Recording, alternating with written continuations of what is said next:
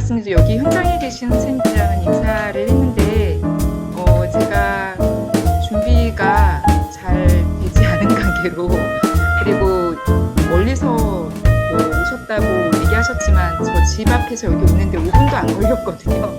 엎어지면 코 닿는 데더라고요. 그래서 되게 무거운 와인과 무거운 위스키를 들고 오면서 굉장히 되게 힘들까봐 걱정을 했는데 힘들지 않아서 지금 마음이 굉장히 바쁩니다. 빨리 이제 제가 준비한 내용을 말씀드리고 이따가 인사 나눌 수 있기를 바라고요. 그리고 준비한 내용이 끝나고 나서 아무거나 질문해 주시면 좋을 것 같습니다. 일단 그 계몽된 상식이라고 하는 이 책을 제가 번역을 좀 하게 됐는데 이걸 누가 읽을까? 누가 사실 살까? 굉장히 번역하고 나서 고민이 많았거든요. 이 어려운 책을 왜 했을까? 수많은 책 중에서 왜 이 책을 했을까라는 생각을 했음에도 불구하고 꼭 한번 오고 싶었던 오이코스 인문연구소에서 이 책으로 토론할 수 있는 자리를 마련해 주셔서 정말 감사드리고요. 어른 김장하 선생님 얘기랑 연결을 하게 되는 그 주제에는 삶이라고 하는 키워드가 있는 것 같습니다. 어쩌면 좀 오늘 마지막에 제가 잘 모르는 이제 여기 하지만 이제 인문연구소에서 주로 다루셨던 신유물론이나 또는 이제 포스트 휴머니즘이 이 주제를 어떻게 다룰 수 있는지에 대해서 좀 여쭤보고 싶기도 해가지고 좀 가져와 봤고요. 어쨌든 이 삶이라고 하는 게 신영복 선생님의 말씀에 의하면 사랑으로 읽어도 좋다, 삶으로 읽어도 좋다라고 얘기를 하시고 우리의 삶이 이제 사랑과의 만남이고 우리가 일생 동안 경영하는 일의 70%가 사랑과의 일이라고 이제 이야기를 하고 있습니다. 그래서 좋은 사람을 만나고 스스로 좋은 사람이 되는 것이 나의 삶과 우리의 삶을 아름답게 만들어가는 일이라고 이제 이야기를 하는데 이 사람이라고 하는 것 그리고 삶이라고 하는 것을 기존의 철학과 과학 철학이 어떻게 다를 수 있는지가 그 이전에는 사실 별로 고민이 아니었는데 이제 어른 김장하 열풍이라고 하는 것을 이제 제가 지켜보면서 좀 질문을 좀 품게 되었습니다. 제 작업에 대해서 좀 소개를 하자면 저는 주로 고통이나 뭐 자살이나 트라우마 같은 이제 고통 문제를 좀 실증적으로 연구를 좀 해왔었고요. 그리고 사회과학 방법론이라고 하는 것을 전공을 했기 때문에 이제 비판적 실제론의 관점에서 이제 이 고통과 치유의 문제를 어떻게 다룰 수 있을까? 이런 것들을 주로 작업을 해왔습니다. 그러다가 지난해 연구년이었거든요. 그래서 연구년 때 이제 여러 선생님들과 함께 이 계몽된 상식이라고 하는 책을 번역을 하게 됐어요. 이 책은 이제 바스카의 아까 김은하 선생님께서 말씀 소개해 주셨지만 바스카의 유작이고요. 이제 이거를 바스카의 학문적인 동료들이 이제 그가 떠난 이후에 이제 작업을 번역을 하게 된 겁니다. 그리고 작년이 바스카가 타계한 지 10년, 10주년이 되는 날이었거든요. 해였거든요. 그래서 그 해를 넘기지 않으려고 번역을 좀 서둘러서 했는데 이제 오늘 준비를 하면서 읽다 보니까 너무 실수가 많더라고요. 그래서 이건 정말 이 책을 많이 사보시지 않기를 제가 권하고 싶은 마음이 네, 정말 들었습니다. 제 장에만 실수가 있는 줄 알았는데 다른 사람의 장에도 실수가 있어서 아니 빨리 팔아가지고 이 파일인가요? 이거를 내거나 아니면은 좀 어떻게 해야 되지 않을까 싶습니다. 이 책에 대해서 이제 먼저 말씀드리면 좀 장점이 있다면 비판적 실제론의 전체 모습을 다 이렇게 좀 개략하고 있다는 거예요. 그래서 바스카가 여러 가지 이제 자연과 인간의 어떤 이원론을 넘어서고자 하는 그런 철학 중에 하나임에도 불구하고 최근 부상한 이제 사변적 실제론이라든가 신유물론이라든가 포스트 휴머니즘 등등에 비해서 잘 알려져 있지 않거든요. 이제 그 이유가 뭘까? 이제 동일한 문제의식임에도 불구하고 이원론을 넘어서고자 하는 문제의식은 오히려 이제 일찍 전개했는데도 불구하고 왜 그럴까라고 하는 걸 생각을 해보면 너무 어려운 것 같아요. 사변적 실제론도 어렵고 신유물론도 어려운데 이제 바스카가 좀 어려운 거는 좀 옹고지신이라고 하는 걸 잘한다고 해야 할까요? 그러니까 기존의 철학사와 굉장히 어떤 내재적인 비판을 철저하게 전개하면서 자신의 철학을 발전시켰기 때문에 기존의 철학사를 굉장히 꿰뚫고 있지 않으면 대단히 어려울 수밖에 없는 그런데 또 그 안에서 자가 발전을 막 하거든요. 그런데 그 발전들을 좀 하나로 압축하고 있다는 책이라는 점에 좀 장점이 있는 것 같고요. 계몽이라고 하는 말이 내란을 거치면서 우리에겐 되게 부정적인 이미지를 가지고 있음에도 불구하고 이제 여기에서 사용하는 계몽이라고 하는 말은 탈자본주의적 계몽이라고 하는 것을 좀 의미합니다. 그래서 이 편자들이 바스카가 어디선가 사용했던 말을 이 책의 제목으로 이제 붙였다고 합니다. 이거를 이제 먼저 염두에 두고 이제 시작을 하겠습니다. 그런데 이 책에서 가장 특징적인, 가장 인상적인 말 하나를 꼽으라면 이 말인데요. 비판적 실제론이 참으로 새로운 철학이긴 하지만 전적으로 새로운 실천은 아니다. 진정한 과학은 그것이 위대한 것이든 평범한 것이든 혁명적인 것이든 항상 비판적 실제론적이었다. 라고 이야기를 하거든요. 그래서 계몽된 상식이라고 하는 말은 기존의 어쩌면 우리의 일상생활의 삶의 방식이라던가 또는 철학이란 무엇을 해야 하는가 또는 과학이란 무엇을 해야 하는가 라고 하는 질문 앞에 철학을 전개하기보다 과학에 대한 철학을 전개하기보다는 실제로 그렇게 행했던 수많은 사람들 안에 어쩌면 내재해 있다라고 하는 생각을 굉장히 잘 이렇게 워딩을 하고 있습니다.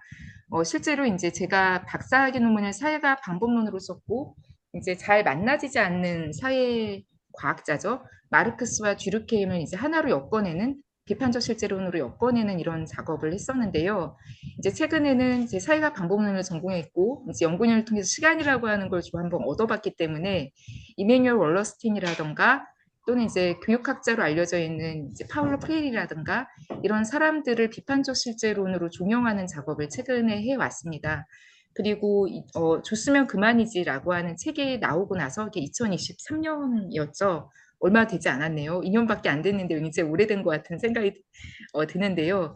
이 김장한 선생님의 철학 또는 김장한 선생님의 사상 그 자체보다는 왜 우리는 도대체 이렇게 김장하에 열광하는가라고 하는 질문을 좀 품게 되었고 이 현상을 좀 계속 어떻게 한번 좀 정리해보고 싶다는 생각을 가지고 있었는데 이제 마침 저에게 발언의 기회가 왔기 때문에 이제 조금이라도 좀 진전을 좀 시켜봤습니다. 이런 거죠.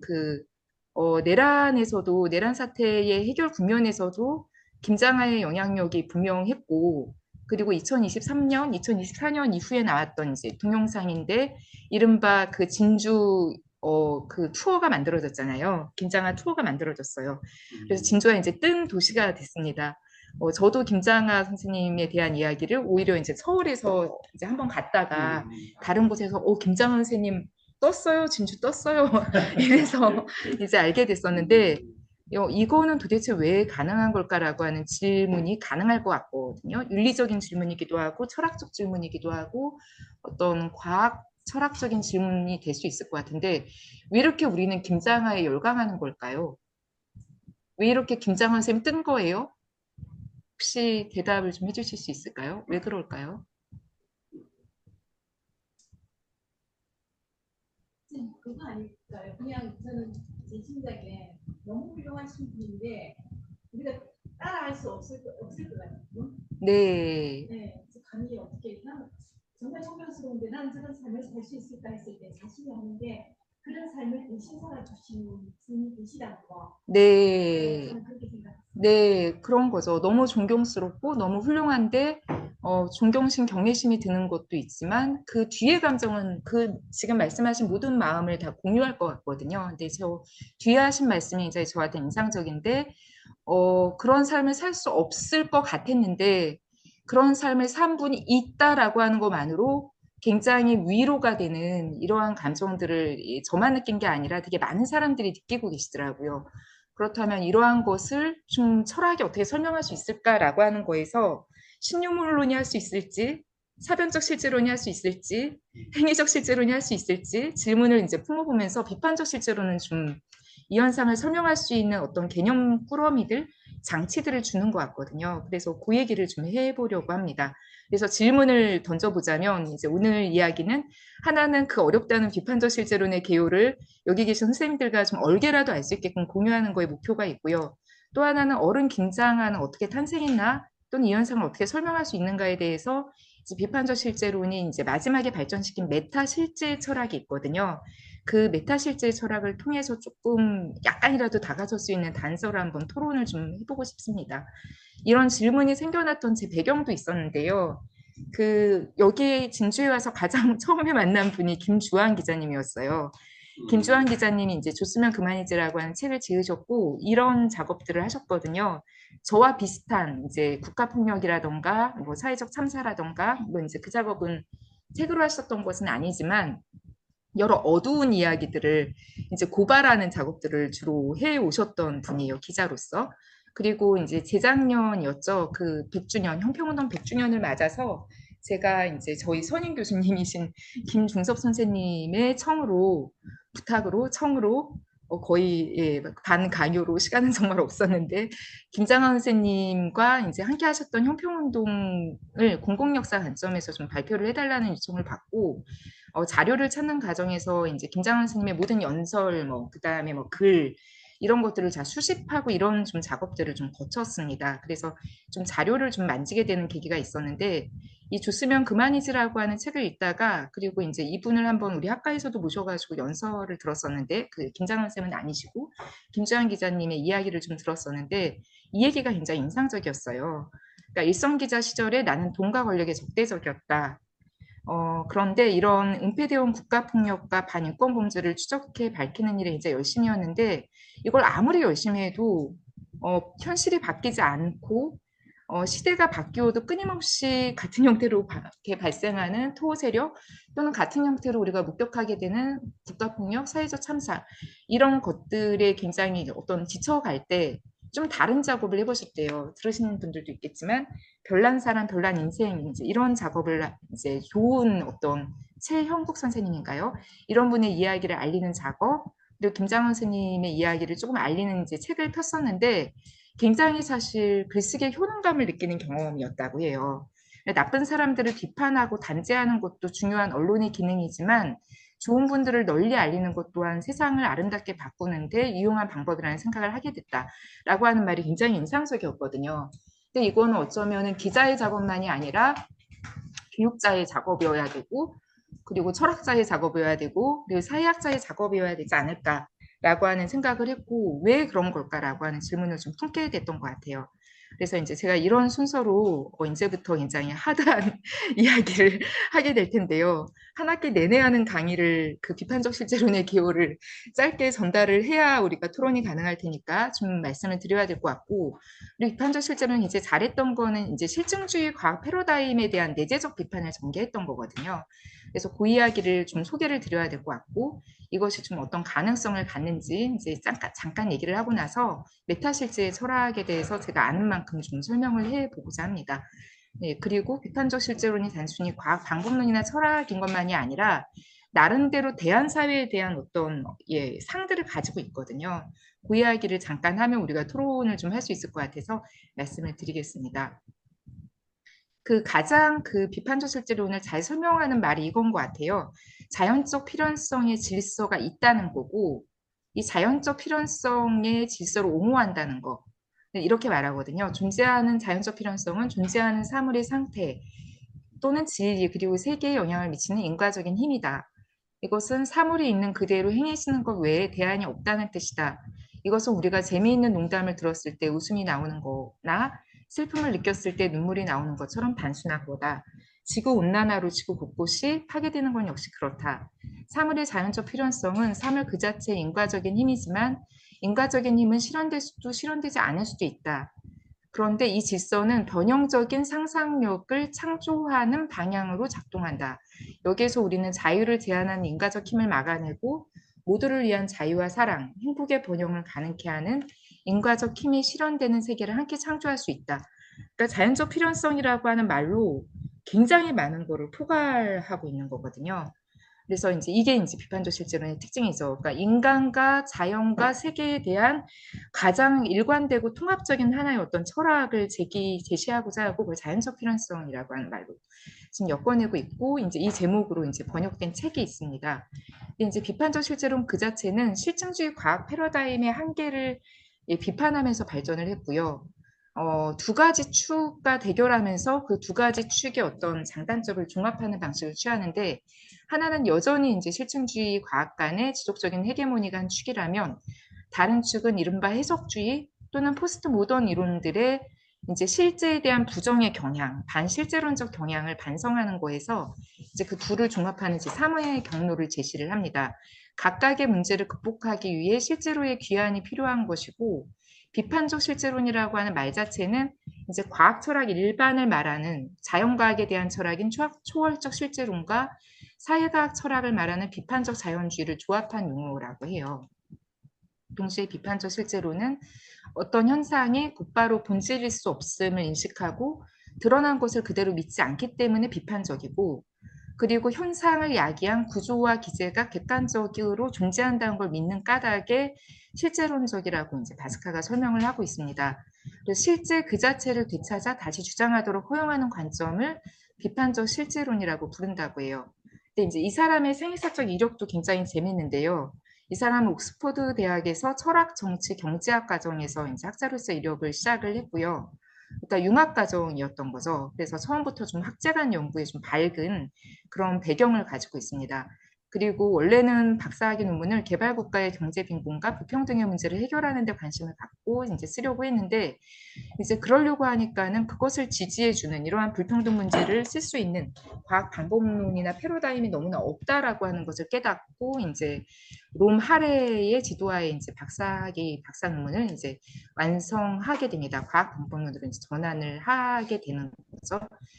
그리고 이제 이거는 그 어딘가에 소개되어 있는 이제 루이 바스카에 대한 소개인데 이렇게 초월적 실제론, 비판적 자연주의, 그 다음에 변증법적 비판적 실제론, 그 다음에 메타 실제 철학이라고 하는 네 가지로 이제 보통 이 사람의 철학에 전개해 왔다고 이야기를 합니다. 그래서 이제 네 가지로 구분하기도 하고 세 가지로 구분하기도 하는데 첫 번째 이제 초월적 실제론과 비판적 자연주의는 과학 철학에 기반해서 사회학의 철학을 재정립하는 거기 때문에 기본적인 비판적 실제론 이렇게 불리기도 하거든요.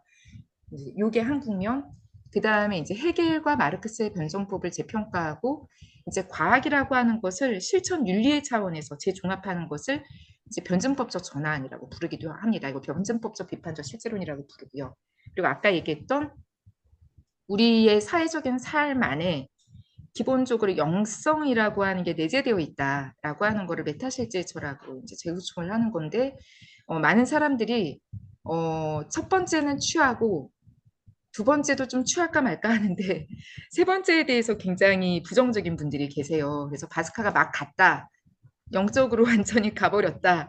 이렇게 해석하기도 하거든요. 근데 저는 이제 트라우마를 연구하기 때문에 사람이 이제 얼마나 정신적인 존재인지를 알고 있고 그 정신적인 힘이 사실은 행위를 낳는 힘이라고 하는 것을 이제 알고 있어서 이 영적 전환을 처음부터 좀 쉽게 버리지 않고 있는 입장입니다.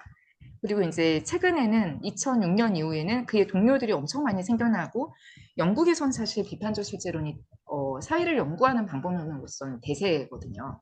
그래서 이제 굉장히 많은 응용 작업들, 예컨대 고통, 건강, 웰빙, 뭐 장애, 교육, 뭐 이런 굉장히 확장적인 연구들이 많이 이제 생겨나는데 이제 그의 동료들과 함께 학제성의 철학을 발전시킵니다. 이것을 굳이 네 번째 국면으로 얘기를 한다면 구체적 전환이라고 얘기할 수 있을 테고 이제 기후 위기에 대한 이제 학제적 접근 이런 것도 발전시키고 있어서 이거에 대해서 좀 소개를 하는 작업을 나중에 좀 진행을 하려고 하고요. 근데 비판적 실제론의 가장 큰 특징을 얘기하라면은 일단 진지함입니다. 헤겔의 용어로서의 진지함일 테고 정신현사 서문에 나오는 의미로서의 진지함이라고 얘기를 하는데 이론과 실천의 통일이라고 하는 이러한 관점이 비판적 실제론의 철학 전반을 관통하고 있습니다. 근데 이제 또 비판적 실제론이 기존의 다른 철학과 구분해서 자신의 철학에 어떠한 특징이 있는지를 세 가지로 요약을 하고 있고 이러한 약속을 성삼위일체라고 표현을 하고 있습니다. 하나는 예? 성삼위일체요. 예, 그걸 약간 비꼬는 의미예요. 네, 그래서 예, 그렇게 얘기를 하는데 하나는 존재론적 실제성이고요. 하나는 인식론적 상대성이고 하나는 판단적 합리성이에요. 아마 제 생각에 두 번째와 세 번째는 많은 과학 철학이 공유할 수도 있을 것 같은데 이제 첫 번째와 두 번째를 연결하는 지점에서 좀 달라질 수도 있겠다는 생각이 들기는 해요. 제가 잘 모르기 때문에 대상적 실제로나 이런 것들을 잘 모르기 때문에 그냥 그대로 소개를 하자면 이제 그 우리의 인식으로 환원되지 않는 실제가 존재한다는 점에서 존재론적 실제론에서 출발하고 하지만 그거에 대한 인식이라고 하는 것은 사회적으로 구성되고 새로운 변화 앞에 열려 있을 수 있다는 점에서 인신론적 상대주의라고 얘기하거든요. 그렇지만 그것이 옳고 그름을 판단할 수 없다라고 하는 판단적 상태주의로 기울여지지 않기 때문에 판단적 합리성을 지향한다고 합니다. 이것을 통해서 이제 비판적 실제로는 마지막에도 말씀드리겠지만 인간이 세계를 합리적으로 바꿀 수 있다라고 하는 걸 얘기하고 싶어 하고 이 세 가지는 각각이 독립적으로 존재하는 게 아니라 서로가 서로에게 함축적인 관계를 맺고 있다고 해요. 성좌적인 관계를 맺고 있다고 해서 제가 별자리를 생각하시면 이거는 서로가 서로에게 서로가 서로를 함축하면서 연결되어 있잖아요. 이 성자적인 관계를 맺고 있다라고 하는 표현을 나타내기 위해서 이 별자리를 가져와 봤습니다. 이 세 가지의 기초에서 이제 기존의 실증주의 패러다임의 한계를 재구축하는 작업을 진행을 하는데요. 이른바 지금 아무리 그 실증주의에 대한 비판이 철학과 이론의 발전사를 알려준다고 하더라도 실증주의 과학과는 여전히 강력한 헤게모니를 가지고 있습니다. 일종의 독사와 같은데 사회조사 방법론이라고 하는 책을 통해서 특히 사회조사 분석사 시험을 통해서 시험 제도를 통해서 이제 과학과는 너무나 전파되고 있고 강력한 헤게모니를 유지하고 있는데요. 이제 그것이 어떤 철학적 전제 가정들을 가지고 있는지를 이제 비판하는 작업을 합니다. 로이 바스카의 작업의 특징적인 것은 모든 과학은 철학을 전제한다예요. 철학 없는 과학은 불가능하다라고 믿는 거죠. 그래서 철학 없이 과학이 가능하다고 믿는 사람들은 자신이 전제하고 있는 철학이 무엇인지에 대해서 사실상 성찰하지 못하는 한계를 가지고 있다고 얘기하고 실증주의 과학관도 그런 철학이 있다. 암묵적으로 이제 이것이 어떤 거냐면 세계에는 경험되는 것만이 존재한다는 존재론적 가정, 경험주의죠. 그리고 모든 지식은 경험으로 환원되어야 한다라고 하는 인식론적 가정. 그래서 이른바 실증되지 않는 것은 얘기할 수 없게 되는 거죠. 그리고 설명을 예측과 동일시하는 예측이라고 하는 거에 굉장히 특권을 부여하는 방법론적 가정을 가지고 있고 그리고 사실 판단에서 가치 판단을 도출할 수 없다는 가치론적 가정을 가지고 있다고 얘기를 합니다. 그래서 사실의 세계와 가치의 세계에 건널 수 없는 심연이 있다라고 하는 이 굉장히 유명한 이 가치 중립적 과학의 이데올로기가 이 실증주의 과학관을 특징 짓는 가장 대표적인 거라고 할 수 있습니다.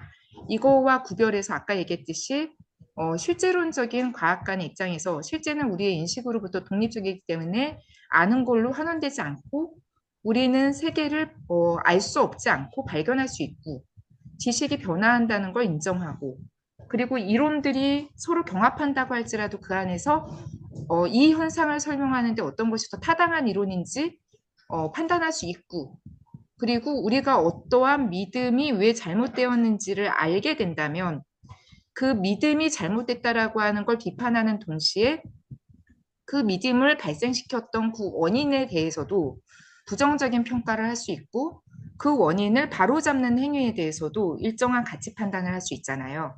그래서 사회세계를 설명하는 연구는 그 자체로 비판을 내포할 수밖에 없고 가치와 행위에 대한 판단을 수반하기 때문에 이른바 사실 판단과 가치 판단은 만날 수 없다고 얘기하는 이러한 가치 중립적인 이데올로기가 왜 허구인지를 이제 드러내는 게 이제 그 로이 바스카의 작업의 세 번째 변증법적 비판적 실제론 또는 설명적 비판 이론 또는 이제 사회학 철학의 두 번째 국면의 가장 큰 특징이거든요.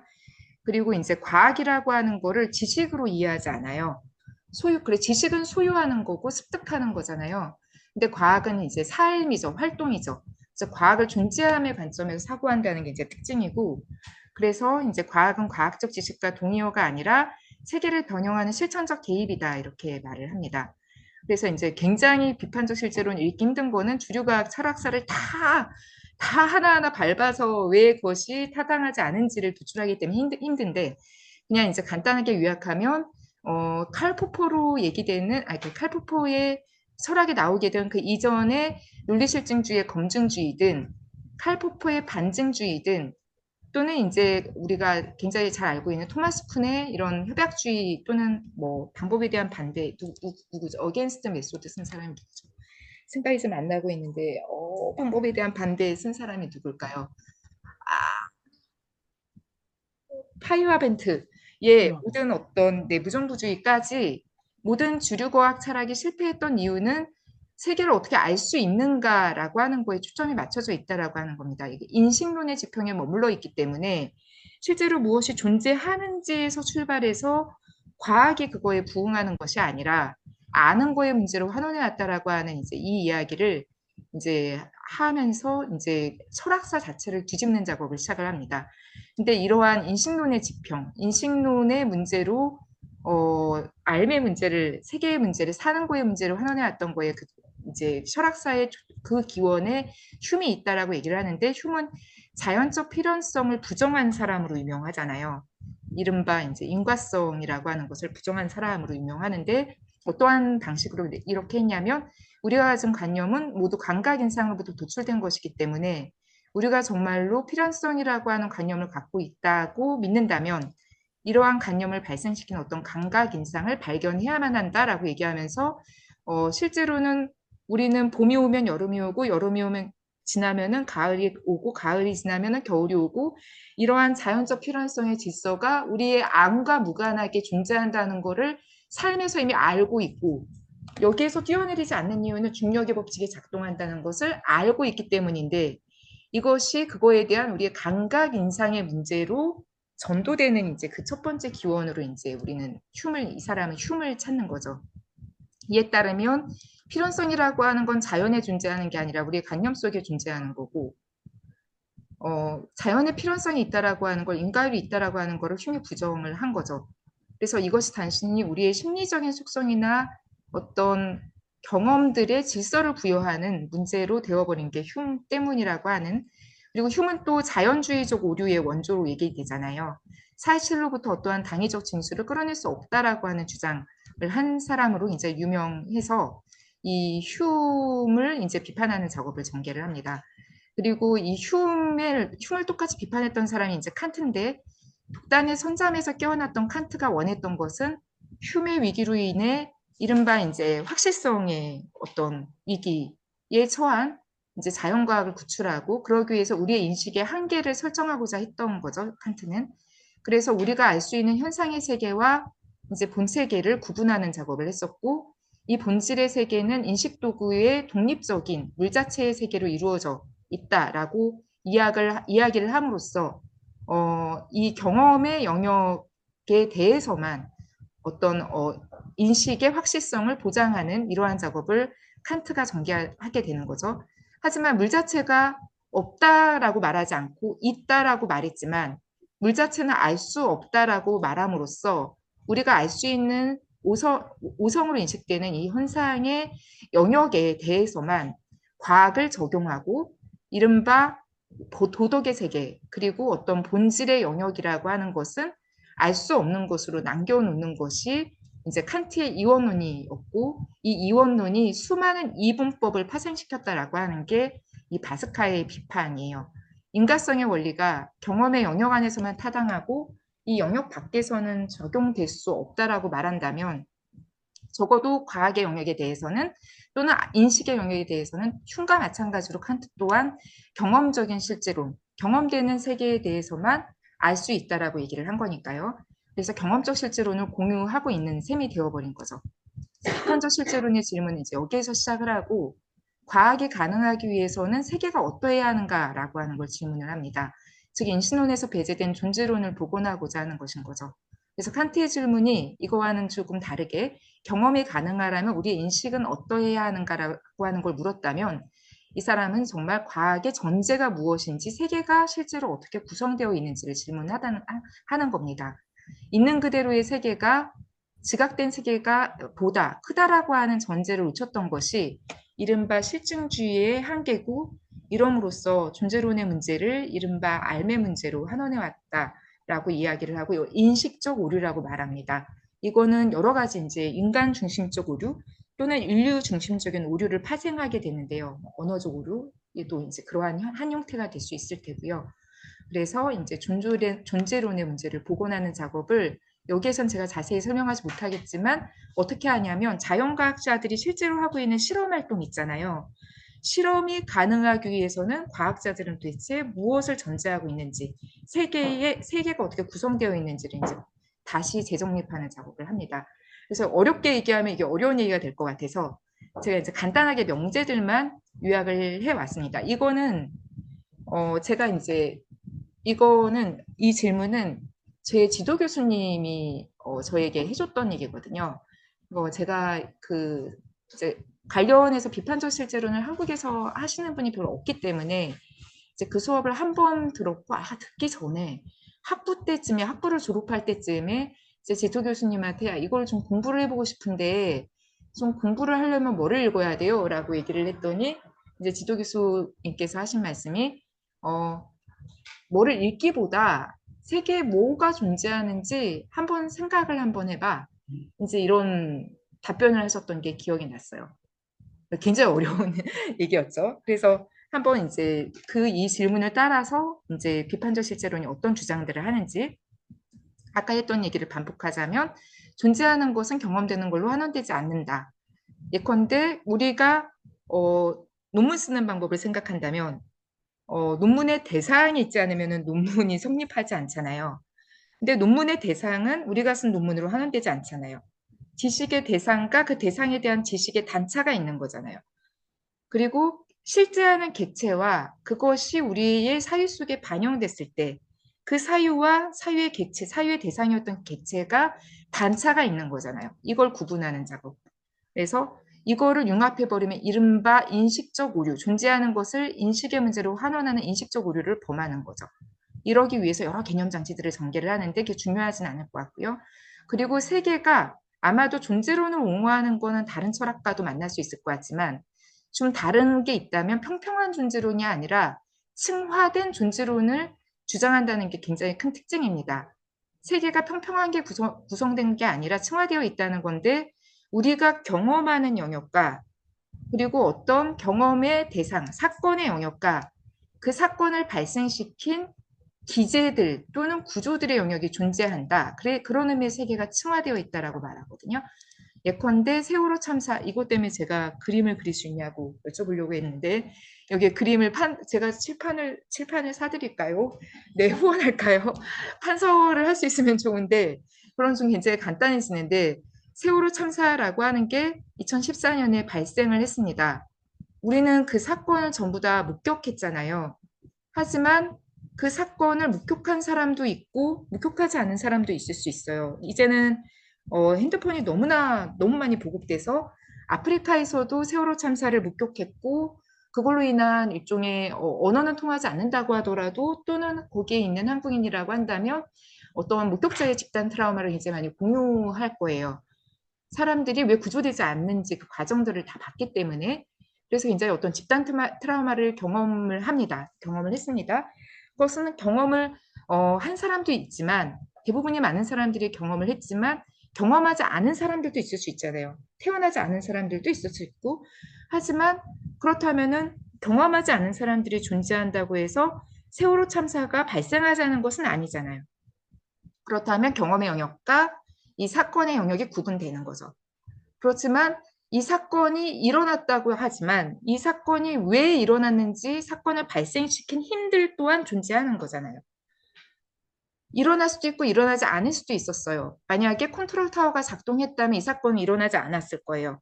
그죠? 똑같이 이태원 참사도 컨트롤 타워가 작동했다면 재난안전 어떤 조치들이 이루어졌다면 그 사건이 일어나지 않았을 거예요. 그 사건이 일어난 원인들의 영역과 이 사건들이 일어난 영역은 또 구분되는 거잖아요. 그리고 사건을 경험한 영역과 경험되지 않았다고 하더라도 사건은 발생했다는 점에서 또 그 영역은 구분되는 거잖아요. 이야기를 이렇게 층화되어 있다라고 표현을 하고 제가 좀 거칠지만 그림을 가져와 봤습니다. 사건을 발생시킨 기제들의 영역을 이제 실제 영역이라고 더 리얼이라고 말하고 사건이 현실적으로 일어나는 이 현실 영역을 디액추얼이라고 말하고 이 사건을 경험하는 영역을 디엠프리컬이라고 말합니다. 그런데 이 경험을 하지 않을 수도 있지만 사건이 일어났다는 의미에서 사건 영역이 경험 영역보다 더 크다라고 얘기하고 사건으로 일어날 수도 있고 일어나지 않을 수도 있지만 그것을 발생시키는 힘들이 존재한다는 의미에서 사건 영역보다 이 더 실제 영역이 더 크다라고 말을 합니다. 이런 의미의 세계가 층화되어 있고요. 또 다른 의미에서 세계는 층화되어 있는데 우리는 자연의 일부이지만 우리의 인간 존재는 또 생명적 존재이기도 하잖아요. 하지만 또 사회적 존재이기도 하잖아요. 관계적 존재이기도 하잖아요. 근데 이 관계적인 존재는 생명적인 존재로 환원되지 않잖아요. 그리고 이 생명적인 존재는 물리적인 존재로 환원되지 않잖아요. 더 높은 자유도를 가지고 있잖아요. 이 환원 불가능성이라고 하는 의미에서 세계는 층화되어 있다라고 얘기를 합니다. 이게 이제 굉장히 비판적 실제로는 엄청난 장점인 것 같아요. 그래서 장애라고 하는 현상을 설명한다면 장애를 발생시키는 물리적인 층위가 있고 생물학적인 층위가 있고 신체적인 층위가 있고 심리적인 층위가 있고 심리사회적인 층위가 있고 또 장애라고 하는 게 단순히 어떤 불구라고 하는 거랑 다르다는 의미에서 장애는 특정한 사회적인 환경 속에서 더 많이 발생할 수 있는 거잖아요. 사회 경제적인 층위가 있고 문화적인 층위가 있고 규범적인 층위가 존재한다. 등등식으로 세계가 평평하게 구성되어 있지 않고 각 층위가 발현적 속성을 갖는다라고 하는 얘기를 해요. 예컨대 산소와 수소가 결합해서 물이라고 하는 속성을 갖는다면 물은 불을 끄는 속성을 갖지만 산소와 수소의 속성으로 환원되지 않잖아요. 정자와 난자가 만나서 인간이 된다고 하지만 인간은 정자와 난자로 환원되지 않잖아요. 이 환원 불가능한 속성이 개방체계, 즉 실험실로 갇히지 않은 이 열려있는 세계의 많은 현상들을 설명한다고 해요. 이 각각의 힘들이 결합해서 어떤 현상을 결정하는 거죠. 특정한 조건 속에서 이제 이런 의미에서 층화되어 있다라고 얘기를 해요. 그렇다면은 어떤 현상을 결정하는 기제들이 존재하고 힘들이 존재한다면 뉴턴이 말했던 것처럼 뉴턴이 그 프린키피아라고 하는 거에서 철학의 역할은 힘을 설명하는 거라고 하거든요. 이게 이제 이른바 뉴턴 패러다임의 전환, 철학과 과학을 가르는 분기점이잖아요. 힘에 대한 설명이 이른바 그 신이 설계했던 목적론적인 어떤 그런 논리로 설명되지 않고 우리의 이성과 과학에 의해서 가능해진 게 근대적 세계관과 그 이전의 세계관을 가르는 핵심일 텐데 세계에 힘이 존재하고 그것이 환상이든 믿음이든 힘이 존재한데 힘이라고 한다면 인간 행위를 야기하는 힘이라고 한다면 과학적으로 탐구될 수 있다는 점에서 굉장히 포괄적인 존재론을 가지고 있습니다. 이걸 편재성 존재 결정론 이렇게 얘기를 하는데요. 그리고 과학의 역할은 예측을 하는 게 아니라 일기예보조차도 제대로 못 맞힐 때가 있잖아요. 개방체계이기 때문에 어떻게 될지 모르는 거잖아요. 인과적인 설명이 과학의 역할이라고 얘기를 하고 그리고 개방체계에서 다양한 기제들이 복잡성과 발현이라고 하는 특징을 가지기 때문에 그것은 물리학자들이 주로 사용하는 실험이라고 하는 거에서만 설명되는 것이 아니라 우리의 상상력을 동원하는 역행추론 이런 것들에 의해서 설명을 하는 거다라고 하는 이야기를 합니다. 그래서 굉장히 인과적인 힘을 가지고 있다면 다 설명될 수 있다. 이거를 이제 하는 게 특징이고요. 그리고 또 굉장히 큰 장점 중에 하나가 이른바 칸트적인 이원론에서 굉장히 특징적인 것은 인간의 세계와 자연의 세계를 나누어 놓고 물질의 세계와 정신의 세계를 나누어 놓고 그리고 사실의 세계와 가치의 세계를 나누어 놓고 이른바 물질의 세계는 과학이 연구하고 사실의 세계는 과학이 연구하고 가치와 의미의 세계는 철학이나 윤리학이 연구하게 된 이런 이원론들이 존재하잖아요. 이 이원론을 돌파하는 방식이 여러 가지가 있는데 모든 것을 물질로 환원하는 걸 우리는 부수현상설 이렇게 얘기를 합니다. 물질 현상이 정신 현상이 따라오는 걸로 보는 거죠. 근데 그러지 않고 이제 뭐 또는 이원론을 그대로 고수하는 방법도 있을 테고요. 철학사적으로는 또 굉장히 복잡한 갈래들이 있을 수 있겠지만 이런 정신과 물질의 관계 또는 인간과 자연의 관계를 공시 발현적 힘의 유물론이라고 하는 그러니까 발현적으로 함께 결정되는 유물론으로 설명을 한다는 게 이제 큰 특징이에요. 이 얘기를 마음과 몸에 그러니까 간단하게 얘기하면 인간이 자연의 일부라고 하는 걸 부정하는 사람은 오늘날 아무도 없을 거예요.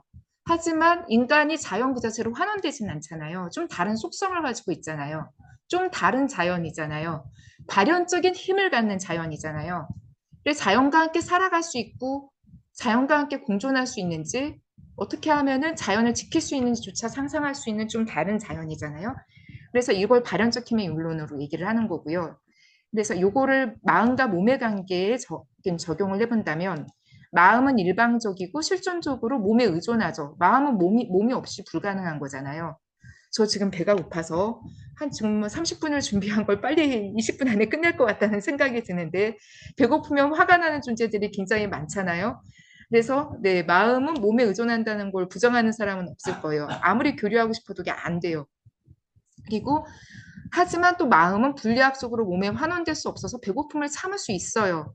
그리고 마음은 인과적으로 환원될 수 없지만 거꾸로 몸에 효과를 발휘하기도 하잖아요. 그래서 예컨대 되게 많이 우리가 좀 보게 되는 건 굉장히 신체적인 어떤 무력증과 우울증을 앓고 있는 아버지 집에 할아버지 집에 손주들과 함께 찾아갔더니 아픈 게 싹 나버리는 이러한 사례들은 너무나 마음이 어떻게 몸에 반작용할 수 있는지 이걸 철학적으로 하향적 인과작용이라고 얘기를 하는데 이제 이러는지를 얘기할 수 있잖아요. 이 발현적 힘을 갖는 마음과 몸의 관계를 발현적 힘의 유무론이라고 얘기를 합니다.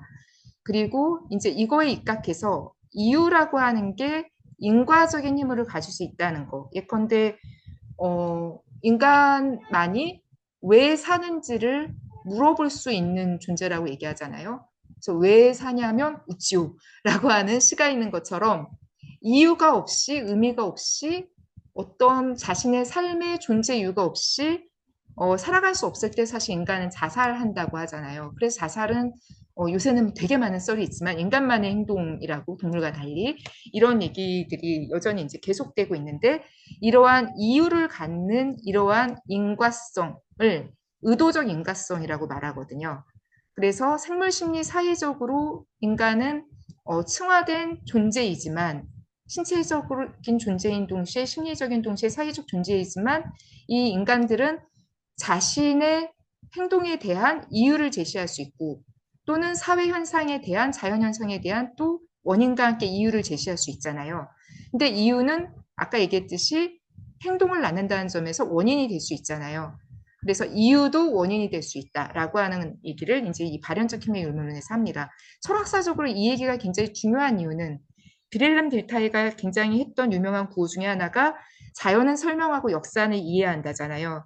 그래서 이것이 이른바 문사철 중에 가장 그 약간 좀 다른 방법론을 가지고 있는 게 역사학일 텐데 역사학의 방법은 이른바 사례기술적인 이해 또는 개성기술적 이해라고 얘기되잖아요. 그래서 사회과학은 법칙정립적으로 설명하고 자연과학은 법칙정립적으로 설명하고 또는 역사학은 사례기술적으로 이해하고 그래서 역사학 좋아하시는 분들은 좋아하시겠지만 전 너무 자세한 역사서술서를 보면 너무너무 답답하고 힘들거든요. 빨리 이 필요성에 대해서 말을 해줬으면 좋겠어요. 그래서 이 사건이 왜 발생했다고 말을 해줬으면 좋겠는데 너무 많은 고유명사들을 다 참으면서 역사서를 다 읽었을 때 사람에 대한 얘기는 하나도 안 나오고 사건에 대한 이야기만 나오면 전 너무 힘들 때 많거든요. 근데 이게 역사학의 사실 방법이잖아요. 물론 박수주의적인 역사학자는 좀 다릅니다. 이러한 이분법을 통합하는 방식을 제시하게 되는 거죠. 그래서 이유는 해석하는 게 아니라 함께 설명할 수 있게 되는 거죠. 그래서 해석학과 실증주의 이분법을 비판하는데 넘어서는데 이 이야기가 이제 중요하고요. 이게 이제 자연과 인간, 물질과 정신, 이유와 원인의 이분법을 비판하는 넘어서는 어떤 이원론의 극복 방식이라면 또 하나 우리가 되게 많이 이제 굉장히 깨기 어려운 이분법 중에 하나가 개인과 사회 이분법이거든요.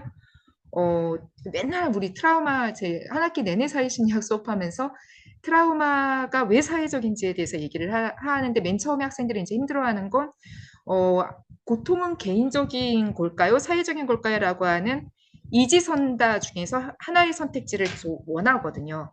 고통은 트라우마는 개인적인 동시에 사회적이고 개인이라고 하는 게 사회적인 개인일 수밖에 없는데 인간이라고 하는 게 사회 존재고 말 그대로 한자어 그대로 사회적인 개인일 수밖에 없는데 이 이분법이 굉장히 강력하고 하잖아요.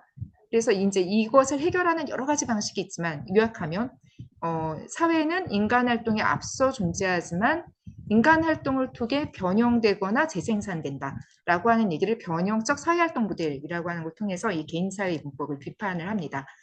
근데 사회적 존재라고 하는 게 이게 제가 아마 짐작하기로는 신유물론에는 없고 비판적 실제로는 있을 것 같은 거 중에 하나거든요. 사회적 객체, 이른바 사회적 삶, 사회적 존재는 어떠한 특성을 갖는가? 단순히 인간과 자연이 얽혀 있다, 물질과 정신이 얽혀 있다라고 하는 차원을 넘어서 이 사회적 존재가 어떠한 특성을 갖는지를 해명하는 게 이제 아까 두 번째 사회과학의 철학, 비판적 자연주의에서 주요 어떤 논지인데요. 사회는 인간 행위에 의존한다. 그런데 인간은 믿음이 없이는 한순간도 행위할 수 없어서 믿음에 의존한다.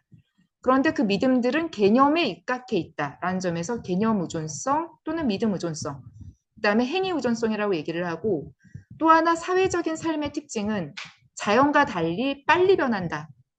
요새는 뭐 너무 자연도 너무 빨리 변하지만 자연에 비해서 인간의 삶이 훨씬 더 빨리 변한다라는 점에서 훨씬 더 가변적이고, 그래서 질이 역사적이다. 시공간에 의존한다라고 하는 이야기를 해요. 이러한 사회적 존재의 특징에 입각해 사회과학의 가능성을 얻게 되는데요. 왜냐하면 우리가 우리의 사회적인 삶이 우리의 행위에 의존하고 우리가 가진 관념과 개념과 믿음들에 의존한다면, 잘못된 믿음을 바꾼다면 그것을 야기한 실천을 바꿀 수 있고 사회를 바꿀 수 있게 되는 거죠. 이제 최근에 번역된 그 미린다 프리커의 책이에요. 인식적 부정이라고 하는 책이 번역됐잖아요. 그래서 예컨대 우리가 뭐 어떤 게 있을까요? 저출산이라고 하는 말을 이제는 더 이상 바로 나오잖아요. 대선 후보들이 사용하지 않더라고요. 왜 그런 거예요? 왜 저출생이라고 부르는 거예요? 저출산은 네, 어머니가 책임을 네, 지고 네, 출생은 네. 그 아이의 출생. 네, 출생은 결과이지만 저출산이라고 하는 말이 불러일으킬 수 있는 착시는 지금 사회 문제로 계속 부상되고 있는 저출생 현상의 원인을 여성들의 선택의 문제로 환원할 수 있기 때문에 인식적 오류인 거죠. 모성이 그렇죠, 그렇죠, 그렇죠. 네, 그래서 이런 인식적 부정의를 교정할 수 있게 되는 거죠. 뭐 되게 많은 게 있지만 뭐 성상납 이런 거 대표적으로 성폭력, 성상납이라고 말 자체가 굉장히 잘못된 표현이잖아요. 가해자는 맨날 안 밝혀지고 피해자가 상납을 한 것처럼 말도 안 되는 이런 인식적인 부정의, 이런 것들에 우리의 사회적인 관행과 제도가 유지될 수 있다라고 하는 걸 알게 된다면, 네, 사회를 바꿀 수 있게 되는 거죠. 그리고 이제 또 하나는 비판적 실제로는 해석학을 옹호합니다.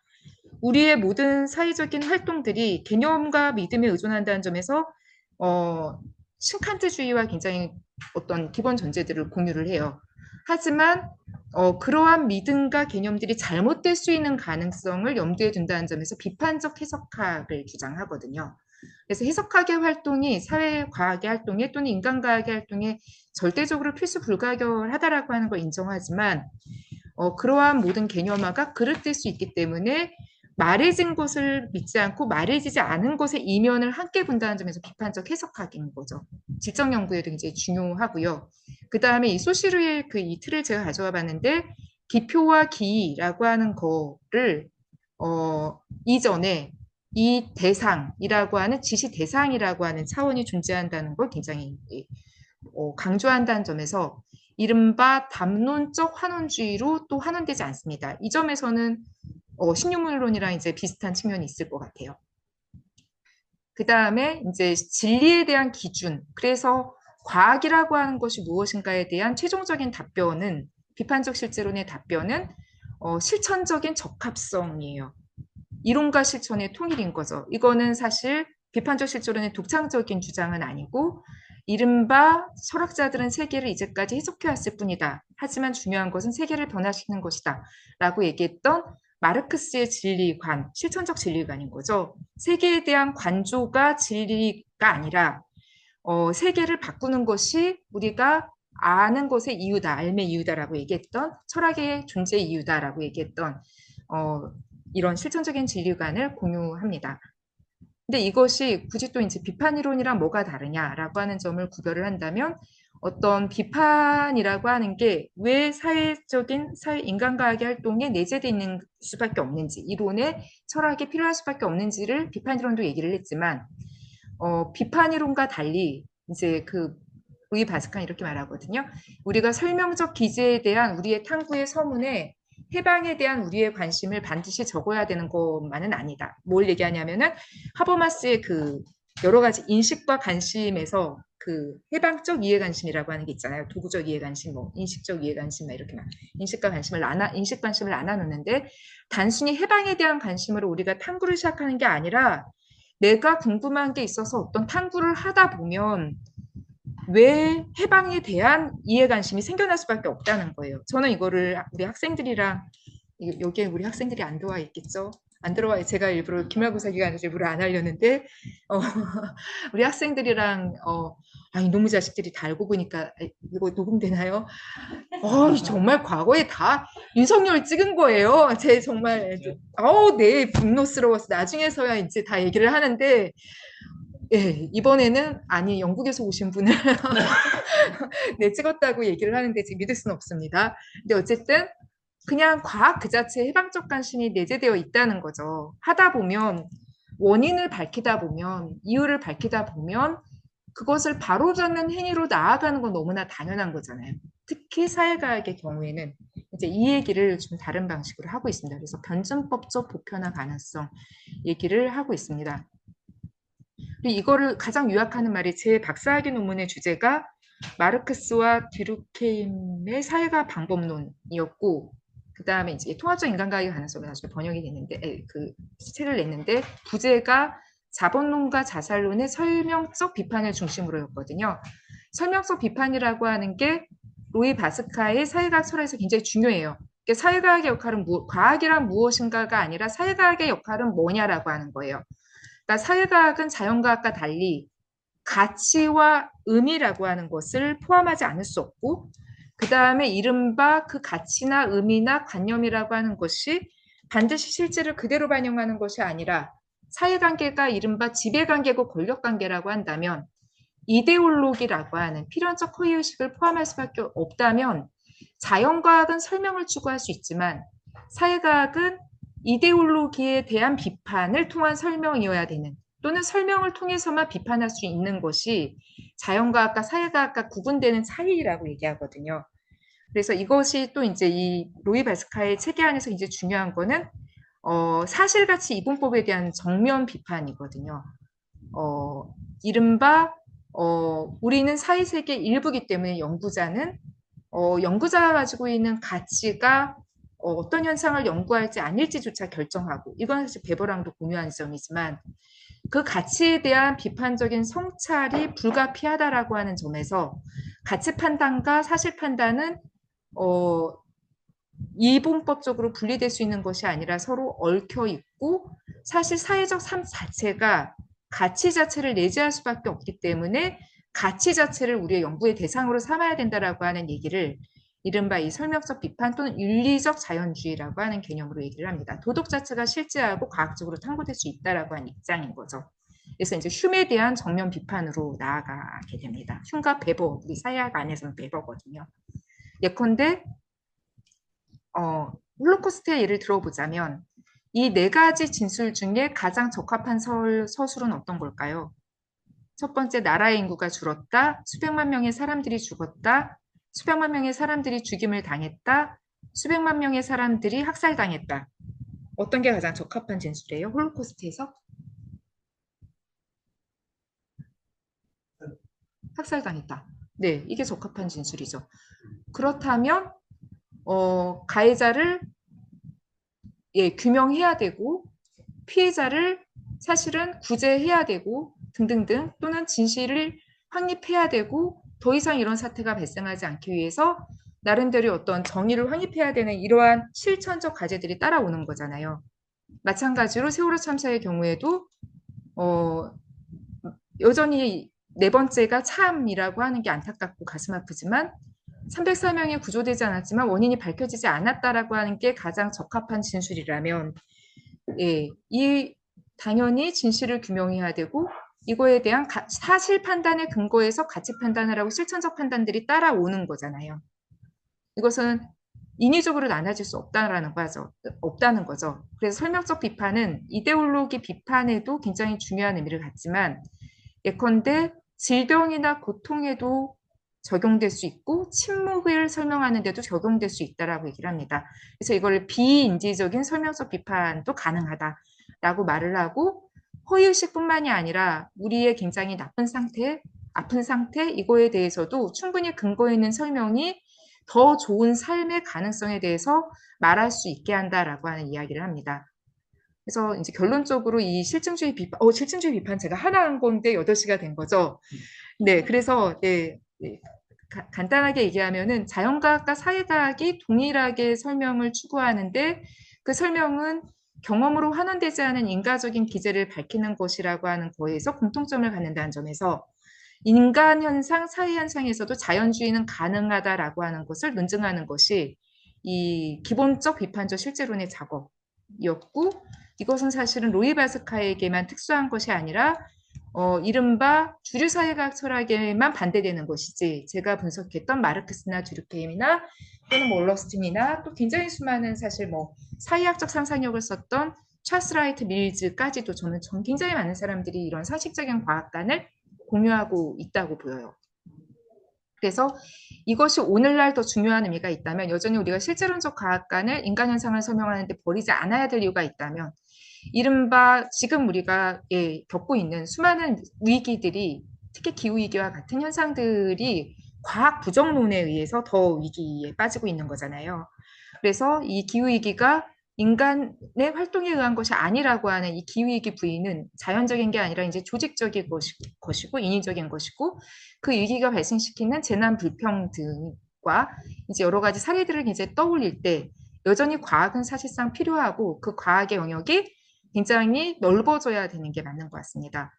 마찬가지로 제가 최근에 이렇게 굉장히 집중하고 있는 역사 부정 현상에도 여전히 진실의 문제, 실제로의 귀환은 굉장히 중요할 수밖에 없고 굉장히 다양한 방식으로 뭐 경제학자들은 실증주의에 입각해서 성노예가 있었다라고 하는 강제연행은 없었다라고 이렇게 이 사실을 성노예가 있었다라고 하는 사실을 부정한다면 이른바 포스트 모더니즘에 입각한 언어적 전환에 기대어 모든 것을 사람들의 이야기로 환원하는 실제로 있었던 사건과 그 사건들을 발생시킨 구조에 대한 이야기들을 어떤 진실들을 부정하는 것들이 횡행한다는 걸 떠올린다면 여전히 실제론적 과학과는 중요하다고 보입니다. 이거에 입각할 때 생물학으로 모든 것을 환원하는 것이 아니라 사회적인 것에 또는 인간적인 것의 발현적 속성을 존중하는 반환원주의적인 통섭이 가능하고 아까 소개했듯이 로이 바스카의 후기 작업은 이런 학제성의 철학으로 여러 가지에서 이제 발전을 합니다. 그리고 한국에서도 통합의학이라던가 굉장히 다양한 분과학문에서 이제 비판적 실제론이 수용되고 있고요. 그래서 이제 로이 바스카가 계몽된 상식에서 했던 얘기인데요. 비판적 실제론의 포부는 최대한 품어 안는 것이다. 비판적 실제로에게는 언어도 실제고 수학도 실제고 물질성도 실제다. 인과적으로 효력이 있는 것은 무엇이든 실제이므로 그것은 비판적 실제론자에게 최대한으로 포괄적인 존재론을 제공한다라고 말을 하고 있습니다. 그래서 다름을 구분하고 네가 옳다, 내가 옳다, 신념론보다 비판적 실제론이 더 좋다라고 주장하는 게 아니라 함께 공유할 수 있는 지점들을 좀 발견하려고 한다는 게 이 이론적 다원주의 또는 비판적 실제론적 포용이라고 하는 말이 강조하고자 하는 거이고요. 이제 여기까지가 이제 기본 얘기였고요. 네, 이제 메타 실제 얘기는 좀 더 짧게 할 수 있을 것 같습니다. 사실 말이 어려운데 그 좀 간단한 것 같거든요. 제가 20분 안에 끝내면 되겠죠. 20분 정도 더 써도 되겠죠. 이 메타 실제의 철학이 이렇게 생겼거든요. 책이 안 나오네요. 메타 실제의 철학이 세 번째 국면인데요. 그러니까 일상생활과 실천이라고 하는 거에서 적용될 수 있는 철학을 구축하고 싶다. 그러니까 제가 원래 1시간 안에 끝내는 게 관행인데 지금 보통 그랬을 거 아니에요. 오이코스 인문학은 1시간 안에 끝냈잖아요. 꼭 그렇진 않아요. 아니에요? 네. 네, 근데 네 하고 더 시간을 배려해 주셨어요. 제가 올 때 사람은 별로 없이 길이 뻥 뚫려가지고 5분 만에 엎어지지 않고 왔지만 그래도 몇 사람 마주쳤거든요. 근데 몇 사람이랑 마주쳤지만 우리는 부딪히지 않았어요. 서로가 서로를 피해서 잘 여기에 도착했거든요. 우리는 혼자 행위하는 것 같지만 사실은 함께 행위하고 있어요. 이거는 함께 의존하고 있는 삶 속에 서로 함께 있는 거잖아요.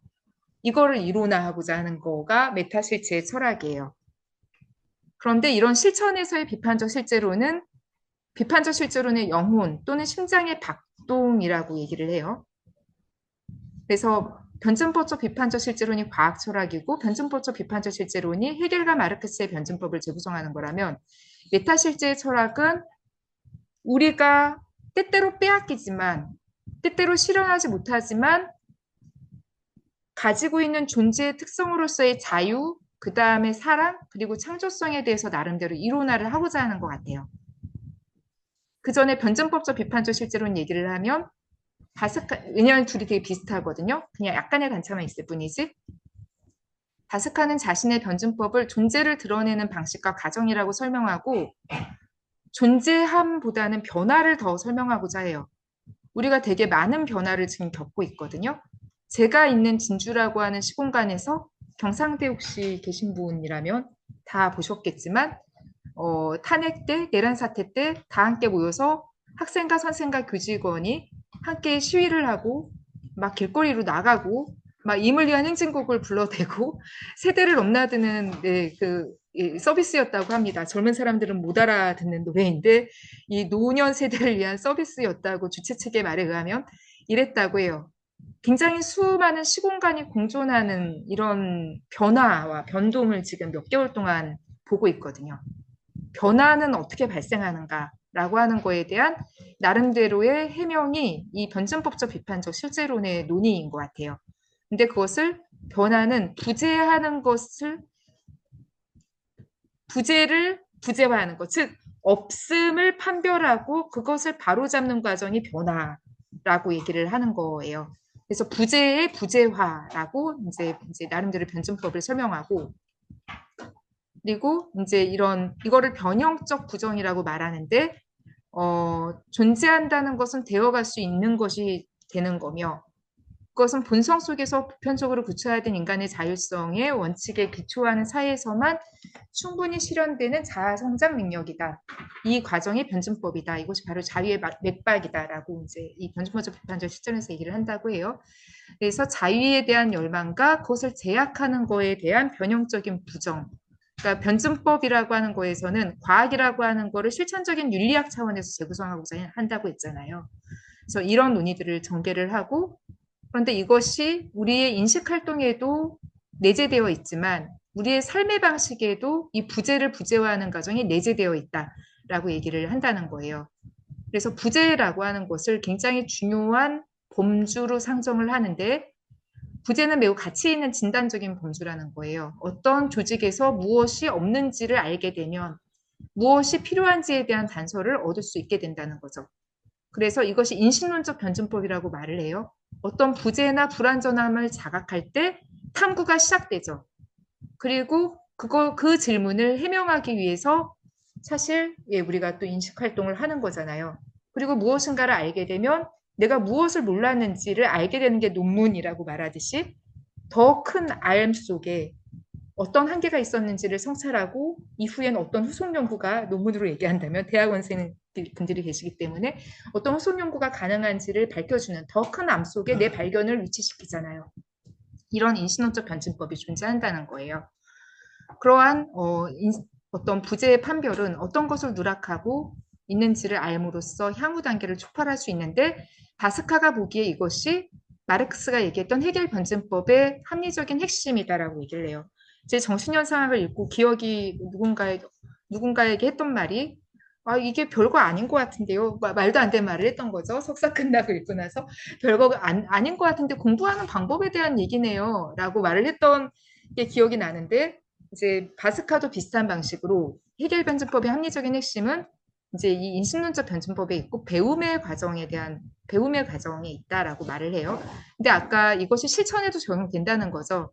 이제 신경 선생님께서 말씀하셨지만 그런 삶이 가능하지 않을 줄 알았는데 그런 삶이 없을 줄 알았는데 그런 사람이 있다는 것만으로도 희망이 생기는 이 경험, 위로받는 이 경험이 김장하 열풍을 설명하는 거 아닐까? 저는 동의하거든요.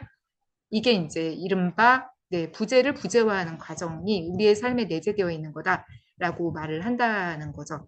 그래서 여기에서도 우리 내란 사태 때도 부재를 부재화하는 과정이 있었는데 어떤 그 미대에 있는 어떤 교수님이 이렇게 올려주신 포스터에 직접 만드셨어요. 그래서 이제 왜 이렇게 이제 카톡방에 올리신 내용이에요. 왜 우리 학교에는 모든 학교가 대학마다 다 난리가 났는데 우리 대학에는 왜 웹자보가 없는지 그 원인을 보고자 했더니 없음의 이유를 살펴보자 했더니 대자보를 학생들이 붙이고자 했지만 근거 없는 규제로 붙이지 못했다라고 하는 24학번의 설명을 들었을 때 부끄러워서 고개를 들 수가 없었다. 어쩌면 이 국가적인 비상사태가 저의 적당한 비주체적인 움직임과 남 탓이 누적되어 일어난 것이 아닌가 반성한다. 그래서 이 내전의 시국이 서로를 깨우고 살리는 재건의 기회가 될 것이라 희망하며 함께 하시는 모든 분들께 감사드린다라고 하는 얘기를 하고 나서 우리는 이제 대학본부는 언론의 검열을 철폐하고 사상과 표현의 자유를 보장하라라고 하는 포스터를 내고 성명서를 내고 사실 이거에 대한 이야기를 지금도 사실 이어가고 있거든요. 부재에 대한 판별이 누락을 바로잡는 과정으로 그 이후에 새로운 어떤 부재의 판별과 교정으로 나아가는 과정들. 그래서 이거를 다른 말로 배움의 과정이 변증법이다라고 이 바스카가 얘기를 해요. 부재를 산출하는 어떤 불일치와 모순과 불완전함을 판별하게 되면 포괄적이거나 종합적인 사회적인 상황으로 이동시킴으로써 진보로 나아가게 하는 것. 그리고 모든 사람들은 배움을 추구하는 그 삶의 어떤 본원적인 질서를 가지고 있다라고 얘기를 합니다. 그래서 김장하 현상의 어떤 이면에도 분명히 배움이 작동했습니다. 이 누구죠? 이름이 생각이 안 나요. 문영배와 김장하 선생과의 배움이 분명히 존재했고 배움의 힘이 존재했고 이건 김주환 기자님의 배움인데 저는 이게 진실이라고 믿거든요. 왜냐하면 줬으면 그만이지라는 책을 내기 이전에도 제가 그 학생들에게 그 기자로서의 삶을 안내하기 위해서 특강으로 한번 모셨던 적이 있는데 이 책을 쓰기 이전에도 이제 김장원 선생님을 만나고 나서 자신은 차를 사지 않겠다. 차가 없는 기자로서 기자의 삶을 마감하신 언젠가 이분의 삶을 책으로 쓰겠다라고 하는 배움이 있었던 거죠. 근데 이러한 배움의 변증법이 보편적 연대를 가능하게 한다는 거예요. 이거는 좀 간단하게 넘어가도 될 것 같고요. 그리고 또 이제 해겔과 구분하자면 로이 바스카는 구체적 보편성 또는 구체적 특이성이라고 하는 개념을 제안하거든요. 모든 존재들은 구체적 특이성을 가진 존재로서 유일성의 가치를 갖는다. 이것이 우리의 자유의 변증법 또는 연대의 기반이어야 된다라고 얘기하는 거예요.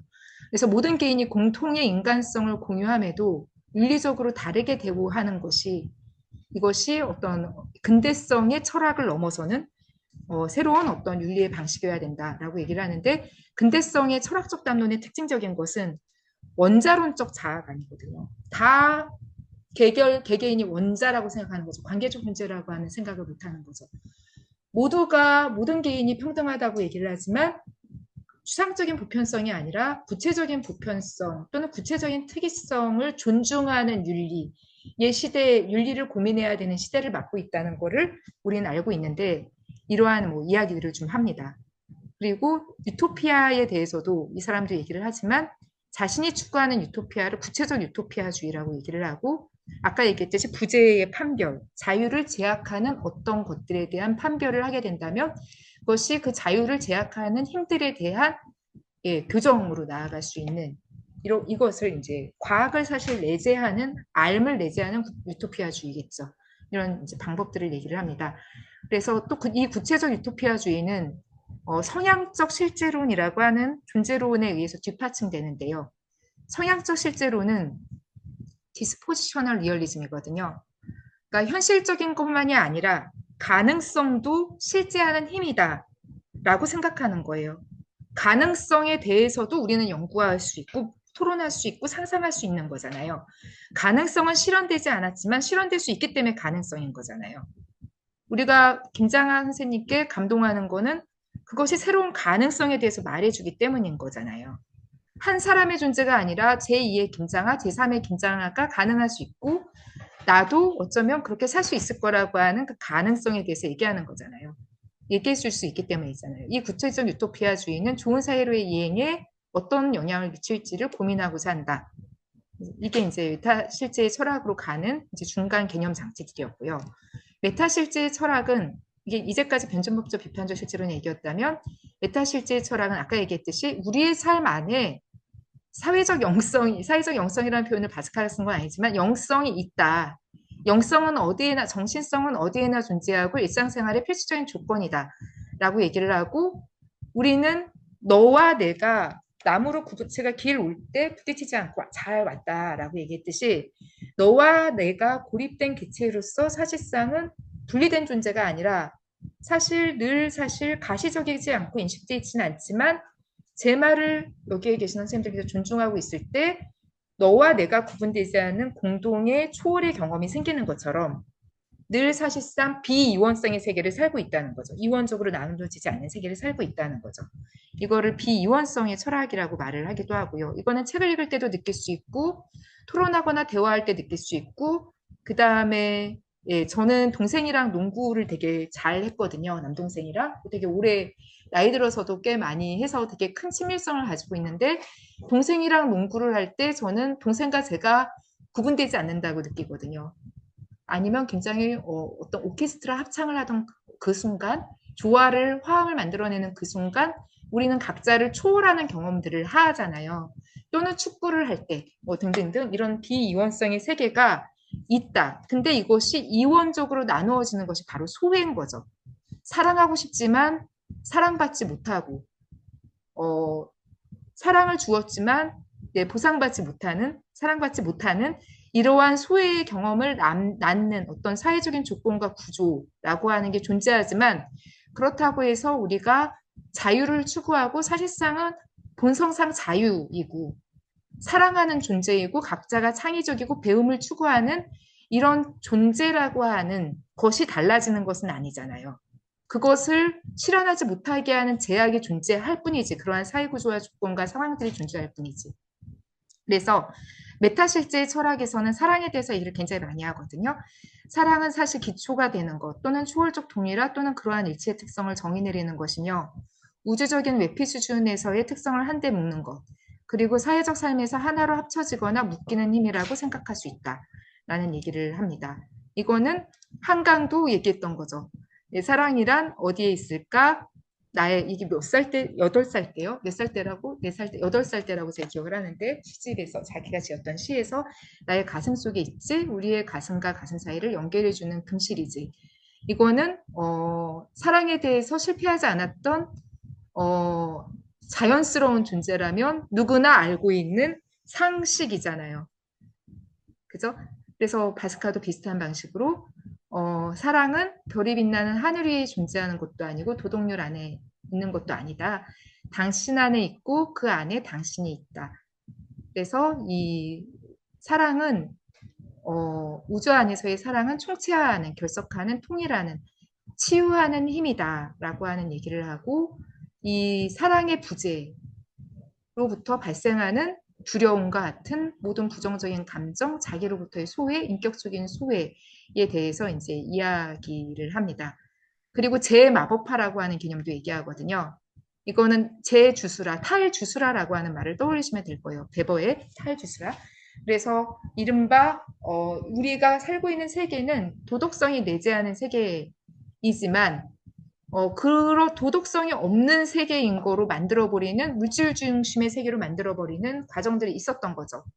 근데 존재함이라고 하는 거를 도덕적인 차원에서 도덕적인 것으로 이해한다면 예, 세계는 사실 재마법화 되는 것이고 그렇게 이해되어야 마땅하다라고 얘기하는 거죠.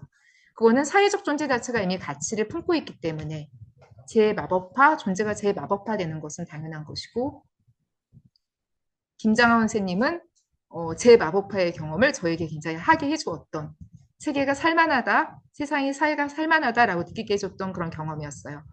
그리고 메타실제라고 하는 것이 여러 수준을 갖는다라고 또 실제를 또 다시 층위를 분별하거든요.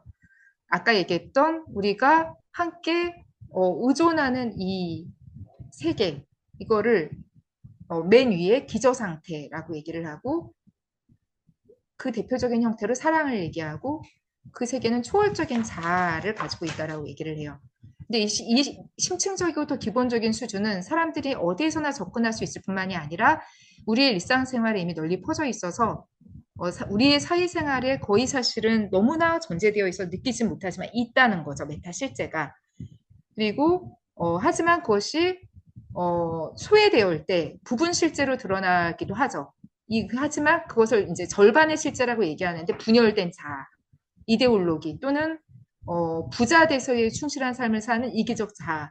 이것도 사실 있잖아요. 존재하는 거잖아요. 그런 점에서 있다는 점에서 실제이지만 메타 실제에 비한다면 절반의 실제인 거죠. 부분 실제인 거죠. 그래서 이것을 판별하는 것이 중요하다라고 하기 위한 개념 장치들을 놓는 겁니다. 그래서 메타 실제는 인지되지 않지만 실제하는 사회적 삶의 하부 구조 또는 영성적 삶의 구조고 이것은 실현될 것의 안에 있기도 하고 그 아래에 있기도 하고 이에 대항해서 있기도 한다. 근데 메타 실제라고 하는 관념을 가짐으로써 우리가 보통은 깨닫지 못하는 사회적 실제의 수준들을 에 대해서 민감하게 될 수 있다. 그리고 부분 실제 사례에서 메타 실제의 하위층을 판별함으로써 어떤 사회적 공포나 악에 의존하는 인간의 선함의 수준 또는 알게 되면 그 악의 원천을 변형하는 과정을 시작할 수 있는 수준을 나타낼 수 있다 이렇게 얘기를 하거든요.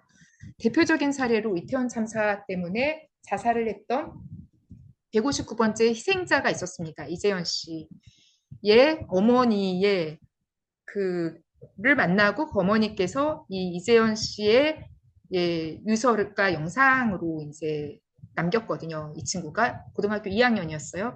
이 영상을 저에게 보내주시고 그 영상을 보고 나서 전에 만났을 때 그 이태원 참사, 재난 참사 그 강의할 때 만났던 거죠.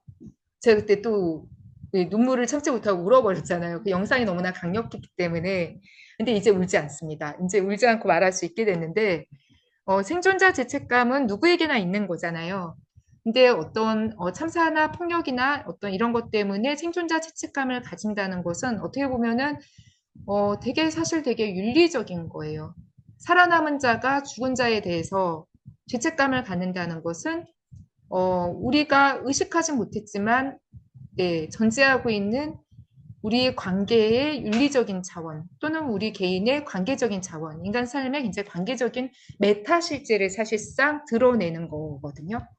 하지만 그것은 생존자 죄책감이 자살로 가야 될 이유는 없었는데 자살로 가는 과정에 수많은 국가의 어떤 책임 회피와 부인 전략들이 개입을 했었고 그것이 결국에는 자기에 대한 자책으로 이어져서 자살을 했던 이제 비극적인 사례는 메타 실제 수준도 판별하게 해주는 동시에 부분 실제에 대해서도 왜 생존자 죄책감이 자기에 대한 학대 학살로 사례로 갈 수 있는지에 대해서도 얘기해 줄 수 있다는 거죠. 마찬가지로 김장하 선생님도 이러한 개념들에 입각해서 생각을 해보면 없음을 부재화하는 과정들을 실천하셨던 것 같아요. 오늘날 이른바 백정은 존재하지 않지만 여전히 평등이 존재하지 않는다면, 차별은 남아있다면 형평운동은 계속되어야 한다라고 하는 실천을 하는 방식이 없음을 바로잡는, 부재를 부정하는 이런 과정이었고 차별을 부재화하는 이런 과정이었던 것 같고요. 이런 것이 여러 이제 선생님의 글에 굉장히 많이 이제 남아 있습니다. 계몽된 상식인 거죠. 상식적인 어떤 비판적 실제론을 그는 철학에 대해서 과학에 대해서 아무것도 말하지 않으셨지만 사실 그의 삶 안에서 실천 안에서 행위 안에서 저는 전제하고 있다고 생각을 하거든요. 그리고 이제 또 김장원 선생님도 바스카처럼 굉장히 논쟁적인 얘기를 영성적 전환이 약간 간 거 아니냐 이런 비판 받는다 그랬잖아요.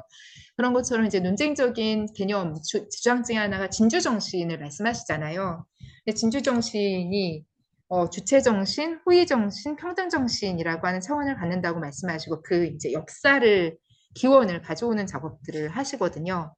그랬는데 그 김장한 선생님이 이제 이게 2004년에 이 서경방송 연설에서 진주정신에 대한 소고를 발표하신 적이 있어요. 아마 무슨 네, 예술인들 민예총 그 청중들을 대상으로 이제 그때 이제 이러면서 이제 왜 진주가 그렇다면 농민항쟁, 형평운동이 먼저 가장 발생했을까?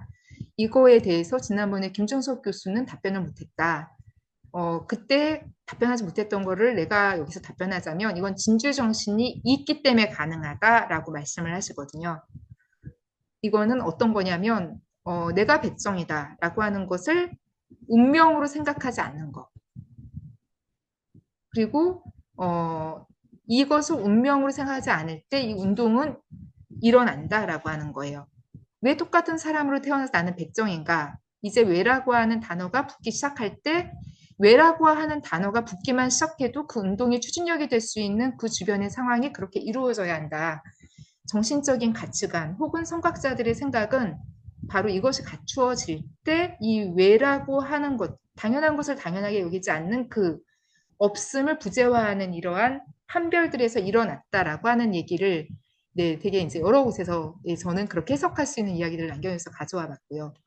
진주정신이 존재한다라고 하는 건 논쟁적이지만 진주에만 존재하느냐 이런 게 모든 게 논쟁적이지만 적어도 우리의 삶이 정신적인, 하부적인, 영성적인 구조에 의존한다라고 하는 거를 인지하는 거기도 하잖아요. 그리고 또 이제 로이 바스카는 우리가 그런 어떤 메타실제 수준에 가까이 갔을 때 소외된 실제, 부분 실제에서 벗어나서 메타실제 수준에 가까이 갔을 때 기저상태에 가까이 갔을 때 고차적 자아를 갖는다. 이렇게 초월적 자아를 갖는다라고 얘기를 하는데 이건 어떤 거냐면 아주 멋진 날의 자신. 태양이 빛나고 모든 사람에게 완벽하게 매력적이고 관대하며 미소를 지을 수 있는 이러한 상태. 이러한 굉장히 어떤 높은 산에 올라가서 땀을 흘리고 굉장히 경쾌하고 너그러운 마음이 호연지기가 생겨나는 이러한 상태. 이거는 누구에게나 있고 어디에게나 있을 수 있는 그런 고차적인 자아를 이렇게 기저상태라고 하는 말을 하고요. 예컨대 김주환 기자님이 김장원 선생님께 언제 행복하는지 물어봤대요. 여쭤봤대요. 그랬더니 김장원 선생님이 글쎄 나는 맨날 행복한데 라고 이렇게 답을 하셨다고 해요. 이런 내가 사회에 유의미한 존재로서 헌신하고 있다라고 하는 이런 공헌감 이런 게 사실 초월적인 자아를 굉장히 일상적으로 살고 있을 때 가질 수 있는 감정일 수도 있을 것 같아요. 뭐 여러 가지 텍스트에서 이런 메타실제의 철학 또는 메타실제의 프리즘으로 김장하라고 하는 존재와 그 김장하에 열광하는 지금의 사회를 좀 읽어낼 수 있지 않을까라고 하는 게 제가 말씀드리고 싶었던 얘기고요. 이제 로이 바스카에 대해서 좀 마지막에 이 계몽된 상식에서 어떤 주장을 하는지만 좀 마저 말씀드리면 간단하게 드리면 이제 그는 오늘날 이제 이런 근대성의 철학적인 담론이 근대성의 위기를 해결하는 데 중요한 기여를 하지 못했고 오늘날 굉장히 큰 위기들을 겪고 있다라고 말을 합니다. 이것이 네 가지 차원을 갖는데 자연과의 교류라고 하는 측면에서는 생태적 위기가 가장 큰 위기고 사람들 사이의 상호작용의 이런 어떤 층위에서는 명백하게 재분배의 위기, 불평등의 위기에서 비롯되는 윤리적이고 도덕적인 위기가 존재한다고 말을 하고요. 사회 구조의 층위에서는 경제적인 위기가 있다고 얘기를 하고 그다음에 체화된 인격성의 층위에서는 굉장히 폭력 뭐 등등등으로 인해서 다양하고 심각한 실존적인 위기를 겪고 있다라고 얘기를 합니다. 뭐 그래서 그는 사회적 존재가 이렇게 네 가지 면을 가지고 있어서 이 네 가지 면에 대한 개입이 필요하다고 얘기를 하거든요. 자연과의 교류의 면, 사람들 간의 상호작용의 면, 사회 구조 그 자체, 고유한 사회 구조의 면, 그 다음에 체화된 인격성의 면, 이 각각의 층위에 대한 개입이 이 위기를 해결하는 데 다 필요하다라고 얘기를 해요. 거꾸로 어떤 현상을 결정하는 거 네 가지 면이 함께 결정해서 이루어지는 경우가 많다는 거죠. 예컨대 똑같이 이태원 참사를 경험했다고 하더라도 어떤 사람은 자살하고 자살하지 않는다면 이 고등학생이라고 하는 재난에 취약한 존재론적인 위치, 나이가 단순히 어렸다는 의미가 아니라 연결되고 연대할 수 없었다는 점에서 다른 살아남은 사람들이나 유가족과 달리 고등학교 생존자들은 공부나 학업에 충실해야 됐기 때문에 연결될 수 없었고, 그리고 굉장히 어떤 같은 굉장히 친밀한 타자들을 친구와 이제 사실상 이제 연인을 잃어버렸는데 가지고 있던 굉장히 어떤 본인이 가지고 있는 굉장히 어떤 퍼스널리티와 이런 것들 등등에서 함께 어떤 현상을 결정한다면 마르크스가 보지 못했던 것은 자연과의 물질적 교류나 사회 구조나 이런 것들을 봤지만 바로 이 체화된 인격성과 메타 실제 개념이 강조했듯이 정신적이고 영성적인 차원에서의 개입이 필요하다는 걸 막스가 보지 못했다라고 비판을 하거든요. 그래서 우리가 정말로 세상을 변화시키고자 한다면 이 네 평면의 모든 수준에 작업할 필요가 있다. 그래서 좋은 사회를 방해하고 있는 인성적인, 인격적인 거에 대한 사회적인 것의 지배, 그 다음에 자유와 연대의 불균형, 연대감이 점점 더 소실되어가는 이러한 현실, 그 다음에 공공영역의 위축, 그 다음에 기술적 진화는 일어나는데 도덕적 진화는 이른바 렉이 발생하는 거죠. 점점 더 갭이 발생하는 거죠. 이런 뒤처지는 이러한 현실을 변화시키는 어떤 실천 전략이 필요하다. 예컨대 돈을 실물 경제에 재삽입하고 김장원 선생님이 했던 작업이 이런 게 아니었을까 생각을 해봤어요. 돈은 아껴두면 뭐 똥이 된다 이런 얘기. 실물 경제를 그것이 의존하고 있는 사회 정치적인 하부 구조에 재삽입하고 사회적 하부 구조를 그것의 메타 실제, 영성적 하부 구조 내에 재삽입하는 이러한 연대와 공감 전략이 필요하지 않는가, 실천 전략이. 이게 이제 김홍된 상식이 좀 얘기할 수 있는 실천적 함의일 것 같고요. 결국 얘기하고자 했던 것은 다스카의 작업은 인간의 방을 촉진하는 데 도움이 될 수 있는 발견들과 그것을 가능하게 하는 과학의 방향을 제시하고 그 메타이론적인 어떤 작업들을 정교화했다는 점에서 의미가 있는 것 같고요. 그리고 이제 다스카에 따르면은 인식의 한계로 알 수 없는 본질의 세계가 우리가 알 수 있는 세계보다 더 근본적으로 존재한다는 거죠. 그래서 우리는 길을 갈 때 상대방이 나와 부딪히지 않을 수 있기 때문에 그것을 걱정하지 않고 어디로 갈지만 지도를 보고 가면 되는 거잖아요. 인식 이전에 본질의 세계가 존재한다라고 하는 거를 나름대로 체계화했다는 점에서 칸트의 근대적 세계관을 뛰어넘는 이러한 측면이 있다. 본질의 세계에 대한 존재론적인 탐구를 했다는 거죠. 또 바스카는 탈자본주의적 계몽이 계몽된 상식의 의미라고 말씀드렸다시피 자본주의적인 근대성에서 벗어나서 이제 각자의 자유로운 번영이 모든 사람의 자유로운 번영이 조건이 되는 전 지구적인 행복 실현의 사이로 갈 수 있는 여러 가지 개념 장치들을 좀 구체적 보편성, 특이성 뭐 이런 것도 그렇고요. 배움의 변증법 이런 것도 그렇고요. 그다음에 뭐 구체적 유토피아주의 이런 것도 그렇고요. 이런 나름대로 어떤 작업들을 제공하고자 했던 것 같습니다. 이를 통해서 이제 바스카가 말하고자 했던 이 책의 핵심은 책에서 말하는 건데 사람들은 세상을 확고하게 더 나은 방향으로 합리적으로 변화시킬 수 있다라고 하는 겁니다. 네, 여기까지 말씀드리겠습니다. 들어주셔서 감사합니다.